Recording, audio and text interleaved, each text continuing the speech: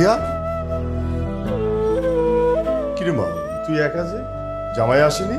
হ্যাঁ আসছিল, নিচে দিয়ে চলে গেছে।